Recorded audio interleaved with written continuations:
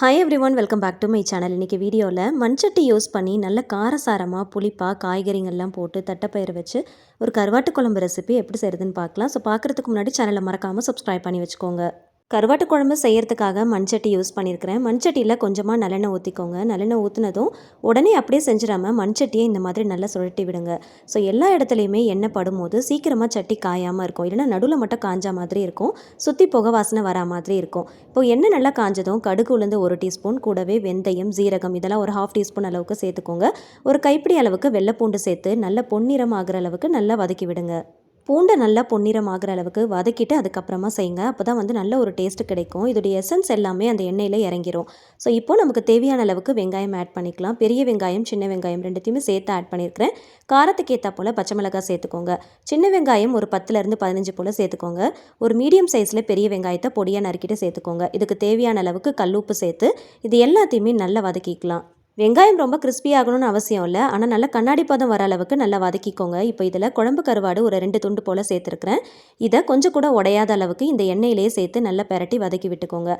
இப்போது ஒரு 2 தக்காளி பழத்தை கட் பண்ணி வச்சுருக்கிறேன், அதையும் இது கூட சேர்த்துக்கலாம். கொஞ்சமாக கருவேப்பிலை தலைகள் சேர்த்து நல்லா வதக்கி விடுங்க.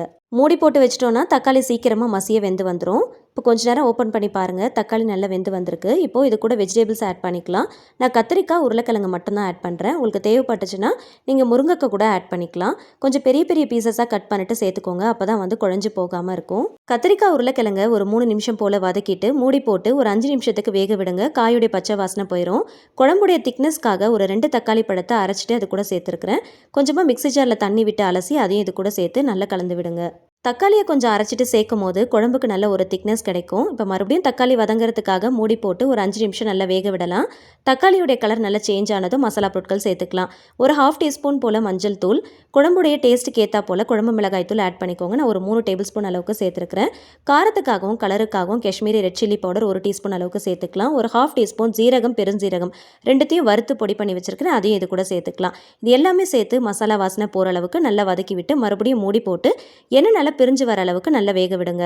குழம்பு மிளகாய் தூள்லேயே தனியாலாம் சேர்த்து அரைச்சி வச்சிருக்கிறதுனால நான் தனியா தூளை தனியாக சேர்க்கல.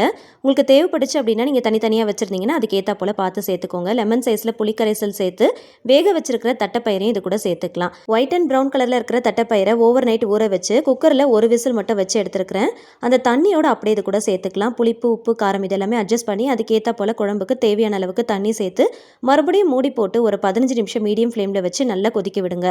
குழம்பு நல்லா திக்காகி வந்ததும் ஸ்டவ் ஆஃப் பண்ணிட்டு கொத்தமல்லி இலைகள் சேர்த்துக்கலாம். எப்பயுமே கருவாட்டு குழம்பு வைக்கும் போது வெறும் கருவாடு மட்டும் போட்டு வைக்காம இந்த மாதிரி கொஞ்சம் காய்கறிகள், தட்டைப்பயிரெல்லாம் சேர்த்து வைக்கும் போது டேஸ்ட் ரொம்ப சூப்பராக இருக்கும். இதை ஒயிட் ரைஸ்க்கு மட்டும் இல்லை, ராகி களி, கோதுமை களியோட வச்சு சர்வ் பண்ணும் போது டேஸ்ட் ரொம்ப நல்லா இருக்கும். அன்னைக்கு செஞ்சு சாப்பிட்றத விட மண்சட்டியில் அப்படியே வச்சு அடுத்த நாள் சாப்பிடும் போது இன்னும் நல்லா டேஸ்ட்டாக இருக்கும். கோதுமை களி ரெசிபி ஈஸியாக எப்படி செய்யலாம் அப்படிங்கிறத ஆல்ரெடி சேனலில் போஸ்ட் பண்ணியிருக்கேன். இன்னும் பார்க்காதவங்களுக்கு இந்த வீடியோட எண்டு கார்டில் அட்டாச் பண்ணுறேன், தேவைப்படுறவங்க செக் பண்ணி பார்த்துக்கோங்க. வீடியோ பிடிச்சா மறக்காம லைக் பண்ணி ஃப்ரெண்ட்ஸ் அண்ட் ஃபேமிலிஸ் கூட ஷேர் பண்ணிக்கோங்க. ஒரு தடவையாவது கண்டிப்பாக அந்த ரெசிபியை ட்ரை பண்ணி பார்த்துட்டு ஃபீட்பேக் ஷேர் பண்ணுங்க. இந்த மாதிரி ஈஸி அண்ட் டேஸ்டி ரெசிபிஸ்க்கு என்னோட சேனலை மறக்காம சப்ஸ்கிரைப் பண்ணிட்டு தொடர்ந்து சப்போர்ட் பண்ணுங்க. Thank you so much. கீப் வாட்சிங்.